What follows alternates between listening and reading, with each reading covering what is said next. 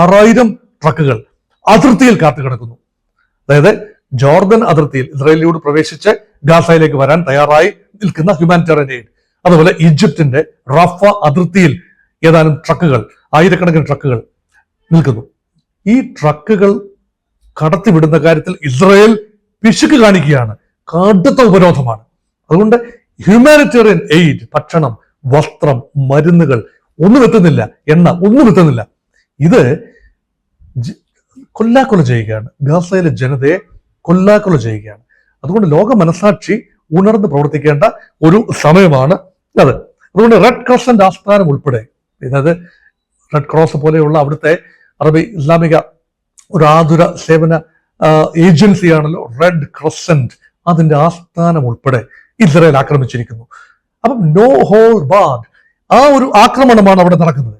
അതുകൊണ്ട് ഈ ഒരു ചാരത്തിൽ നിന്നും ഫിനിക്സ് പക്ഷിയെ പോലെ ഉയർത്തെഴുന്നേൽക്കാൻ ഗാസയ്ക്ക് കഴിയുമോ?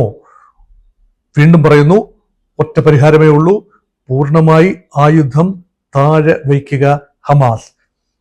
ബന്ദികളെ 20 ജീവനോടെയുള്ളവരെ പൂർണ്ണമായും വിട്ടയക്കുക. അതിലൊരു ബന്ദിയുടെ 1-2 ബന്ദികളുടെ ഈ മൃതപ്രായമായ ശരീരങ്ങൾ കഴിഞ്ഞ ദിവസം വീഡിയോയിൽ കാണിക്കുകയുണ്ടായി.